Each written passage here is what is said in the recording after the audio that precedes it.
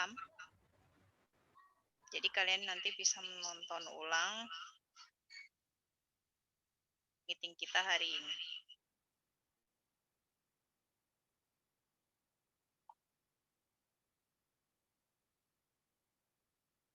Oke.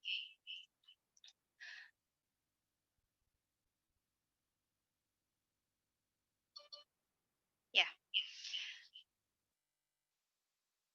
Do you still remember that last time we talk about those kind of sign? Jadi meeting terakhir kemarin kita bahas tentang berbagai macam jenis simbol. Apakah simbol-simbol ini merupakan teks atau bukan? Kemarin pertanyaannya adalah itu. Dan kemarin yang mencoba menjawab ada Syahrul dan juga Royhan. Syahrul menjawab bahwa semua ini adalah teks, sedangkan Royhan menjawab sebagian adalah teks. Oke, kita lihat.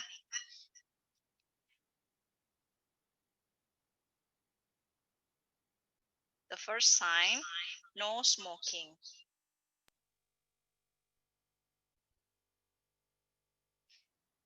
Oke, di sini adalah penjelasannya. Jadi sign yang pertama, no smoking ini merupakan ringkasan dari sebuah teks yang sebenarnya ini lebih panjang. Jadi teks ini disimbolkan dengan no smoking. Tapi kalau kita pahami teksnya secara panjang, kita akan lihat di sini.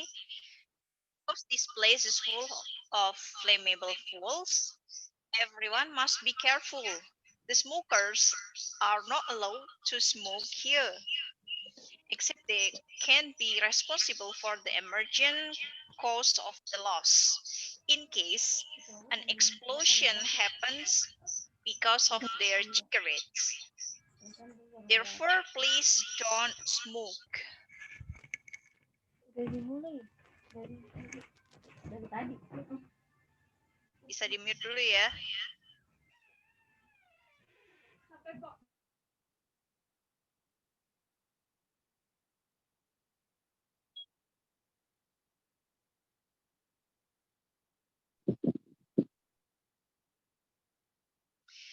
Okay.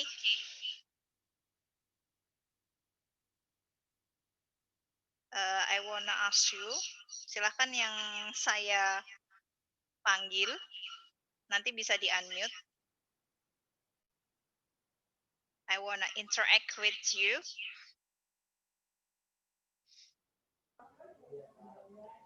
Naban, are you there? Naban Fuad? Present, Miss.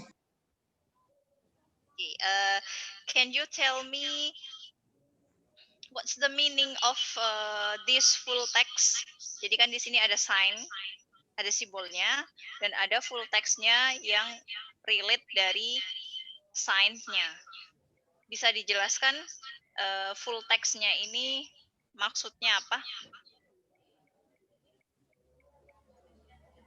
With English language or Indonesian, Miss?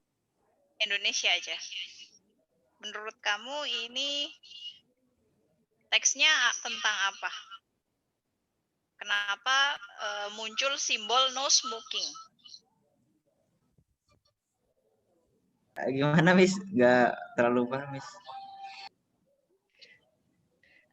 Did you attend to my class last meeting?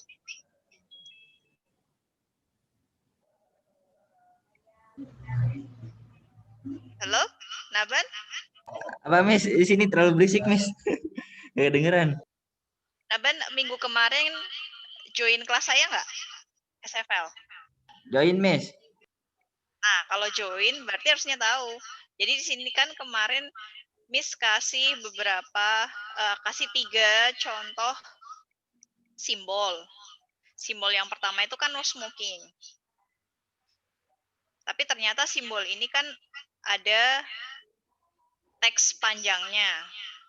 Kenapa pada akhirnya simbol no smoking ini muncul? Karena ada teks ini. Nah, tolong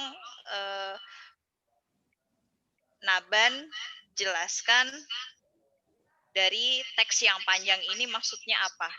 Apa hubungannya dengan simbol no smoking?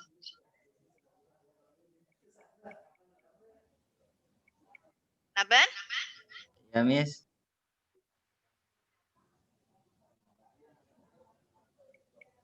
Please. Yes, Miss.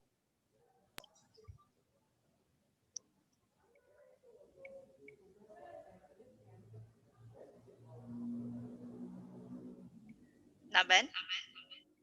Don't you understand? Oh, I think we lost him. Okay, I will change another student. I don't want to waste my time. Bajijak Miss. Who said? Siapa tadi yang ngomong? Mau Adil, membantu Miss. Naban? Adil. Mau membantu Naban? Admi, Miss, Adil? coba. Iya, Miss. Asmi ya. Ana bisa jawab, Miss. Nanti gantian. Asmi dulu, Asmi. Oke, Miss. Oke, Miss. Mohon maaf, Miss, no smoking mengartikan bahwa pelarangan bagi perokok untuk tidak merokok. Kalau dari teksnya ini yang panjang, kenapa tiba-tiba ada simbol no smoking? Because logo itu untuk menyimbolkan kepada sebuah tempat bahwasanya tempat itu dilarang untuk merokok. Ya, kenapa kok dilarang untuk merokok? Karena Flammable fuels itu apa sih? Bahan yang mudah terbakar, Miss. Bahan yang mudah terbakar. Oke. Tempatnya? Kenapa itu berarti? This place is full of flammable fuels. Berarti tempatnya penuh dengan mudah terbakar. Tempatnya penuh dengan bahan-bahan yang mudah terbakar. Terus?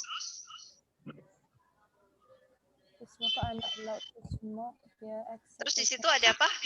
Ada smokers?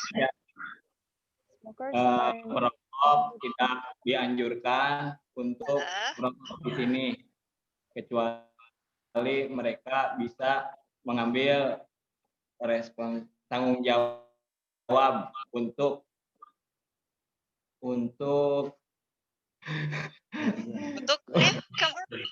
sudah betul. Enggak, Asmi. Untuk bertanggung jawab atas tingkah lakunya tersebut. Perbuatannya. Kalau mereka ngerokok, mereka harus tanggung jawab gitu ya. Karena di area situ tuh banyak bahan-bahan yang mudah terbakar. Oke. Terus Indian masih ada tuh satu kalimat lagi. Di tempat tersebut. Oleh karena itu ditakutkan akan terjadi ledakan. Mana? Oh ya, betul. Terus? Sebab dari rokok tersebut. Oleh sebab itu maka dari itu dilarang untuk merokok, Miss. Dari Fadil, Miss. Terima kasih, Fadil. Oke, good, nice, bagus, Asmi. Jadi oh ya, tim Asmi, Rizky sama Fadil ya. Oke, baik. Oke, kita simpan dulu ya. Jadi sebenarnya gini, untuk sign yang pertama ini, dia bisa kita bilang adalah teks. Tapi teks ini jadi nggak ada konteksnya. kalau misalnya cuma no smoking. Karena kan kalau kita ngelihat ada simbol no smoking, terus udah gitu aja. Kita kan nggak tahu konteksnya di mana. Apakah simbol no smoking ini ditaruh di sebuah sekolahan, atau ditaruh di bengkel, atau somewhere else gitu ya.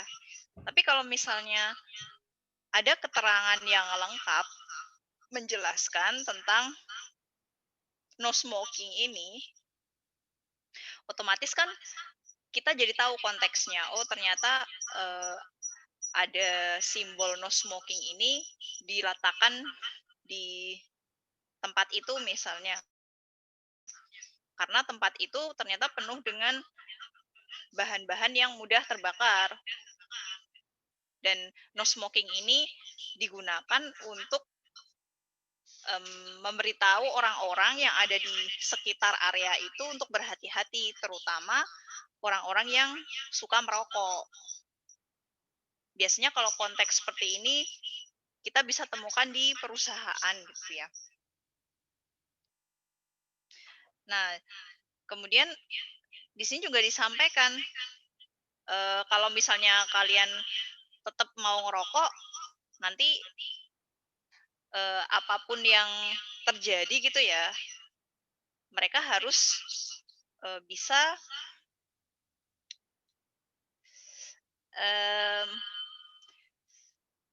apa sih? Ya, jadi mereka tuh harus menanggung resiko yang muncul gitu dari misalnya mereka udah ada tulisan no smoking tetap merokok di situ, misalnya tiba-tiba meledak atau ada sesuatu yang terbakar, berarti mereka harus bisa bertanggung jawab.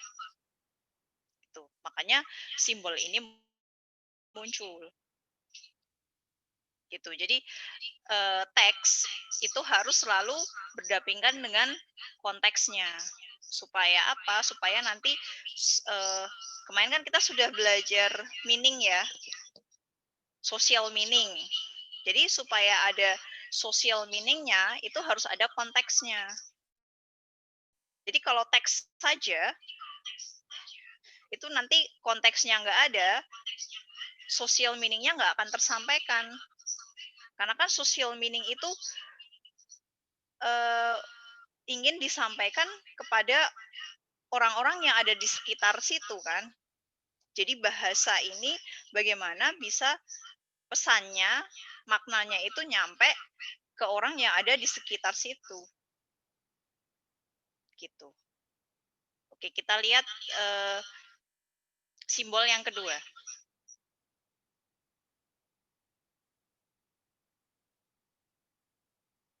Oke, kemarin simbolnya ini ya, simbol minus.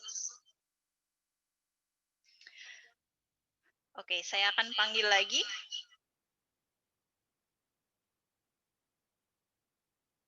Saya mau dengar suaranya.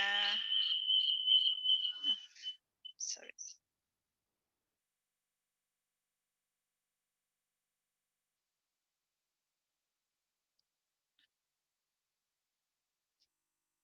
Siti Ulfa, are you there? Miss. Ya. Kalau dari simbol yang kedua, bersamaan dengan full text-nya? Iya, itu sama aja kayak larangan kan, Miss ya? Larangan, oke. Kan kalau ini kan simbolnya. Katakanlah simbol ini bisa Iya, menjadi simbolnya. teks. Tapi kan kita butuh konteksnya ya tadi ya. Teks itu pasti harus dibarengi dengan konteksnya. Nah, konteksnya ada di full text-nya ini. Coba Ulfa bisa jelaskan seperti Asmi tadi menjelaskan simbol yang pertama? Iya. Itu simbolnya untuk tempat, karena tempat ini adalah tempat yang personal. Personal itu maksudnya khusus Personal gitu, Miss. pribadi ya. Iya. Karena tempat ini adalah tempat pribadi which can be dangerous. Maka dari itu bisa menjadi bahaya untuk setiap orang yang memasukinya, kecuali Hmm. Dia yang authorize yang pemiliknya ya, Miss, ya? Authorized Kecuali itu pemiliknya gitu. punya apa sih? Eh, otoritas itu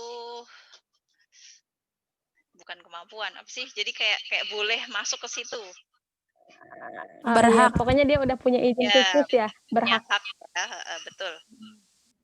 Iya, kecuali dia yang punya berhak. Oleh karena itu, you are not allowed, kamu tidak diizinkan untuk masuk ke tempat ini, atau kamu akan menemukan atau mendapatkan Hmm. kasus. Coba Kamu akan langsung mendapatkan bahayanya gitu. Terus. Jadi intinya ya intinya kalau memaksa untuk masuk aja kamu itu bahaya buat kamu. Jadi tolong jangan masuk ke tempat ini so that you will not have to pay kamu jadi Fine itu apa kamu sih? Fine, nggak akan fine itu apa sih? ini Kemarin fine. kita bahas loh. Ada gambar MRT, masih inget? Oh, denda ya. Iya, betul. Kan kemarin ada tulisan fine sama dengan berapa dolar gitu. Fine Iya, itu sama jadi dengan tax intinya ya. Gimana? iya. Ya intinya nggak bolehin masuk. Kalau maksa masuk aja ya udah nanti kamu bakal didenda, makanya jangan masuk agar kamu tidak dikenakan sanksi. Oke, good. Gitu.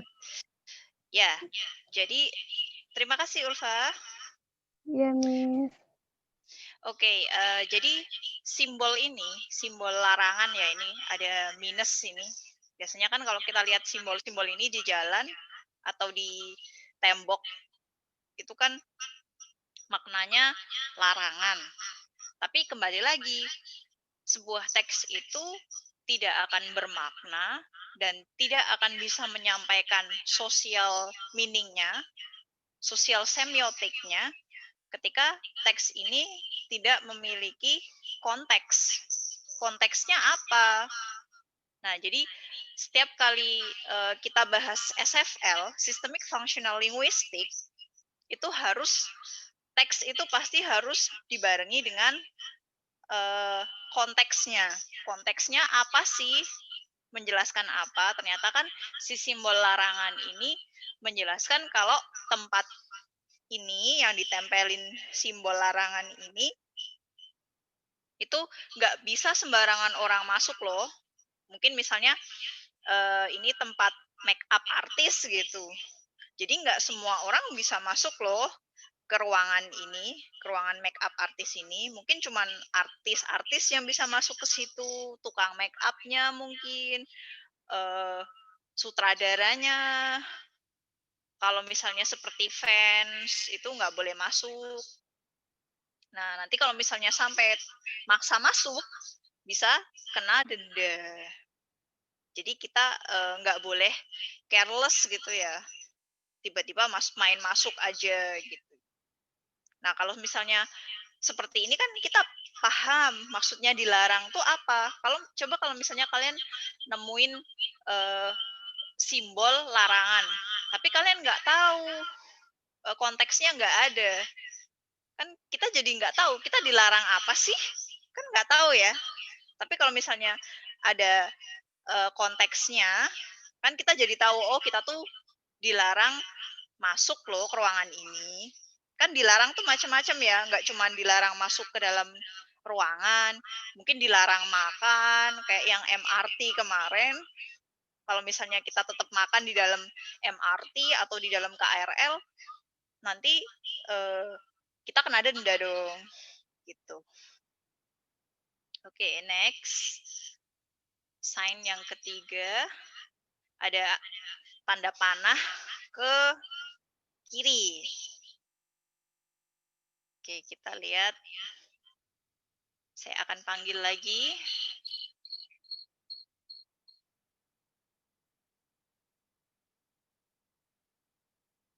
Oke, coba saya mau panggil Yuliani. Yuliani, are you with us? Yuliani?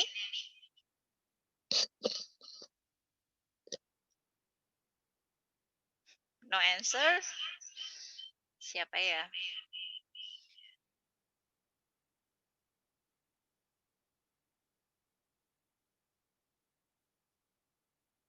Siti Febri? Siti Febri? Hello? Ya, Siti Febri? Are you there? Yes. Ya, Miss. Oke, coba bisa dijelaskan untuk konteks dari simbol yang ketiga. Kenapa kok ada simbol panah ke kiri? Itu maksudnya apa? Kayak semacam arahan juga sih. Arahan plus kayak larangan gitu ya nggak, Miss? Ya, coba. Ini konteksnya ada di sini, ada di bawahnya. Yeah, you are Dari not lengkap allowed. teksnya ini. Yeah. Hmm? You are not allowed to go straight or turn right. Jadi kita tuh nggak boleh lurus atau belok ke kanan.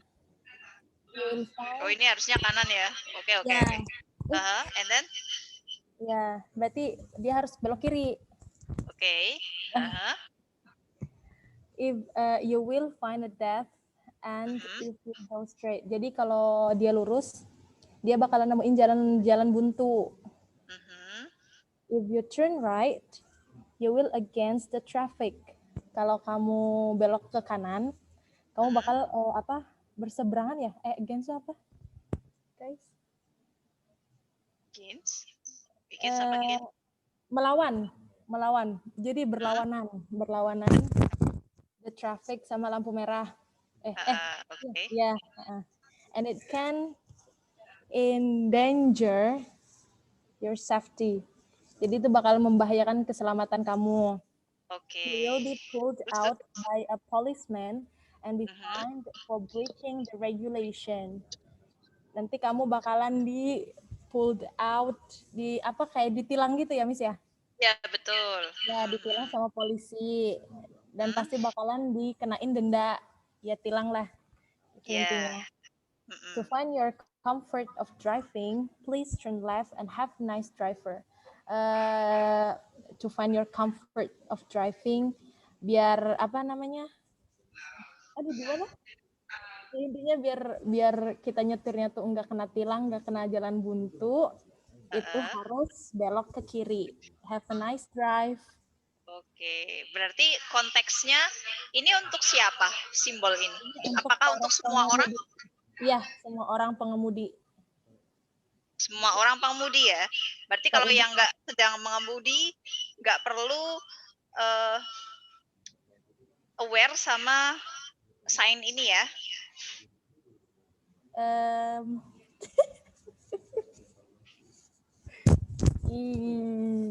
Enggak juga sih, Miss. Gimana? Berarti gimana? Kan kalau mereka nemu jalan buntu juga sama aja. Oh iya, berarti ini untuk semua, mau dia pengemudi, mau dia pedestrian juga semuanya sama. Oke. Kemudian ada konteks lain nggak?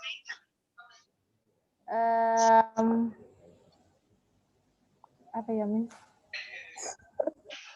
Konteks tempat, kalau tempat kira-kira simbol-simbol ini ada di mana? Biasanya nempel di mana? Di jalan. Di jalan ya. Oke. Iya. Thank you Siti Febri. Yes, Miss. Ya, jadi betul ya yang sudah disampaikan Febri. Simbol ini dia konteksnya untuk orang-orang yang menggunakan pengguna jalan gitu ya. Terutama di sini kan sangat digarisbawahi yang membawa kendaraan. Gitu. Kemudian simbol ini biasanya sering kita temukan di jalan. Karena di sini sudah jelas konteksnya kalimat ini ada traffic. Biasanya traffic itu pasti ada di jalan. Kan traffic kan lalu lintas.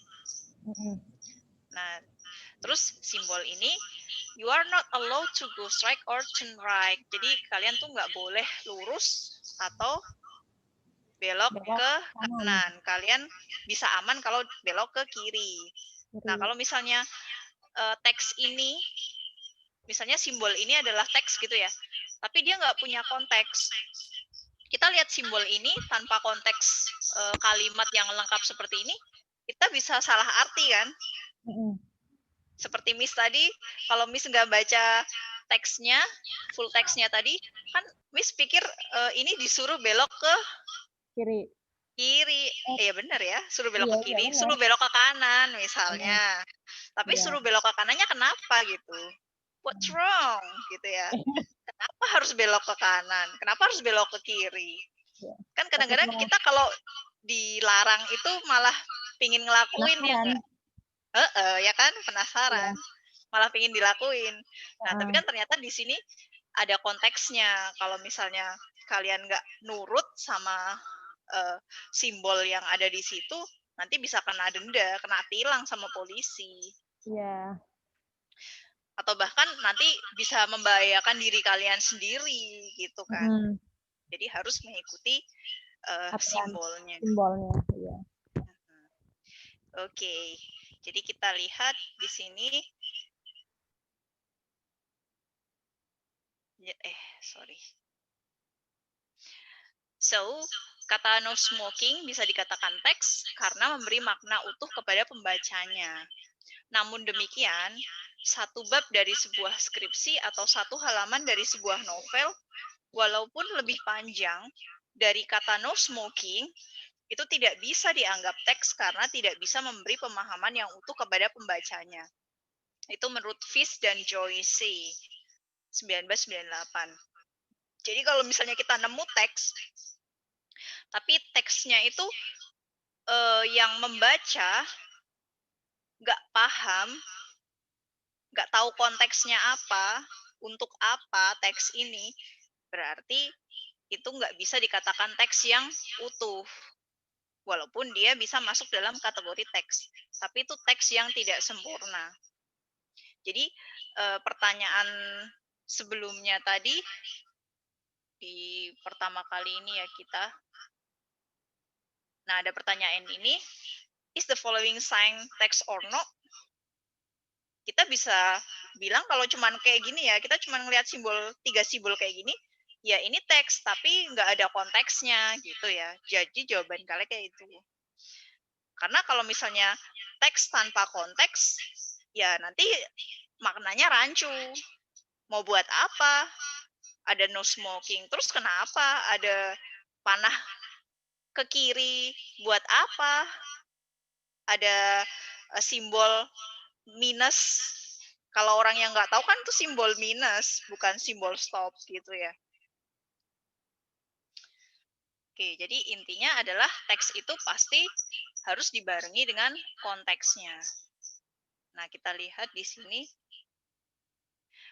Pendeknya, istilah teks mengacu pada contoh bahasa apapun dalam medium apapun yang bisa dipahami oleh seseorang yang mengetahui bahasa itu. Ini menurut Holiday dan Hasan. Ini pasangan suami istri nih yang ngembangin teori SFL. Jadi teks itu bisa dalam bentuk bahasa apa aja. Mau simbol tadi, cuman panah-panah, atau tulisan, terus mediumnya mau besar kecil, mau dia ditulis di kertas, mau di gambar, mau bentuknya apapun, yang pasti teks itu harus bisa dipahami oleh seseorang yang mengetahui bahasa itu. Kalau misalnya nggak bisa dipahami, berarti teks itu nggak sempurna.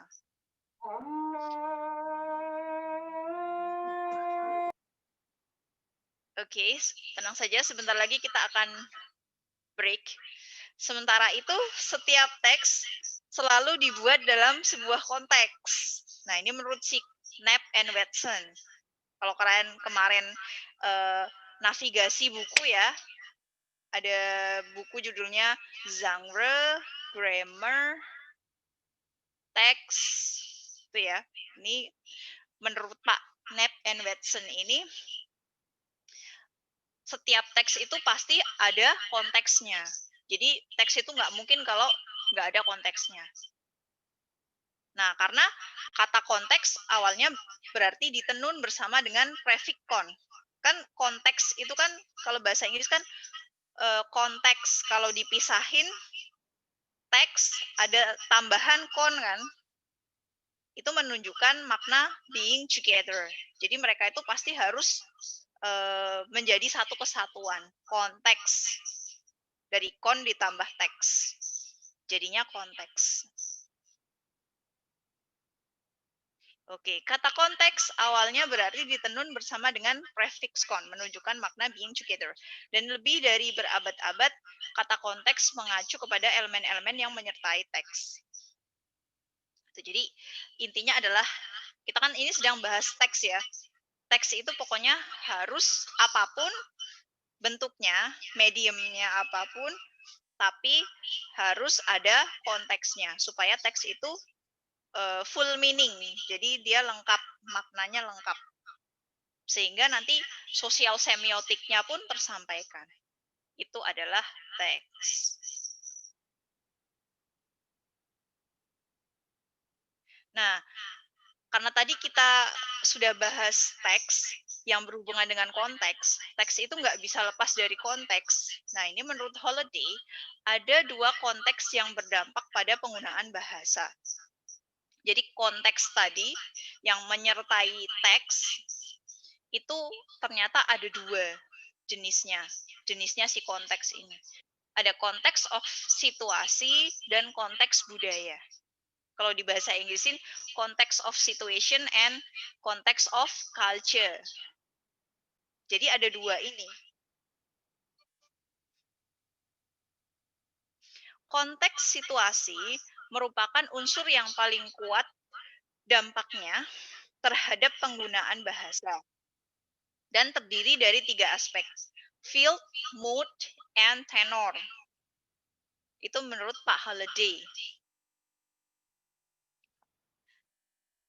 Jadi ini konteks of situasi ya. Konteks situasi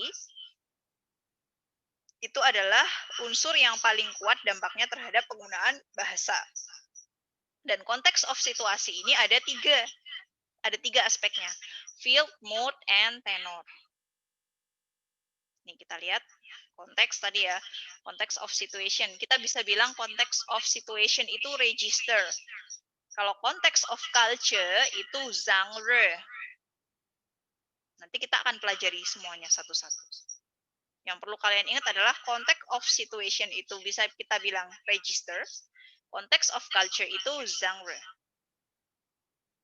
Nah, kita lihat di sini tadi kan kita sudah bahas kalau konteks of situation itu ada tiga aspek. Field, tenor, and mood. Kita lihat di sini, field itu apa sih? Field itu ideational meaning. Kalau tenor itu interpersonal meaning. Ingat ya, konteks itu menyertai teks. Kalau teks itu secara real, itu bisa kita lihat teks itu. Tapi kalau konteks itu memaknai teksnya. Jadi konteks ini kadang nggak kelihatan maknai si teksnya. Konteks ini bisa kelihatan dari siapa? Dari si teks. Karena kan konteks ini nempel sama si teks. Sedangkan konteks itu tadi ada dua. Konteks of situation and konteks of culture. Sekarang yang kita bahas adalah konteks of situation. Konteks of situation sendiri itu ada tiga aspek. Field, tenor, and mood. Nah, field ini adalah konteks yang memaknai tentang ideational meaning. Jadi idenya apa sih maknanya dari sebuah teks itu? Nanti kita bahas lebih dalam lagi. Kemudian tenor itu interpersonal meaning. Jadi memaknai konteks dalam sebuah teks itu sebagai interpersonal meaning. Jadi interpersonal meaning ini maksudnya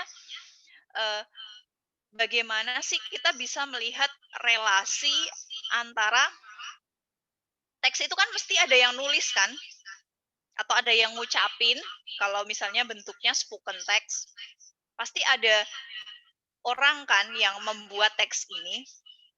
Nah, interpersonal meaning ini nanti mencoba menjelaskan makna dari sisi orang, kenapa sih teks ini relasinya apa sih si penulis menulis teks ini, makna yang terkandung atau tujuan dari teks ini dibuat itu apa sih? Itu ada di interpersonal meaning.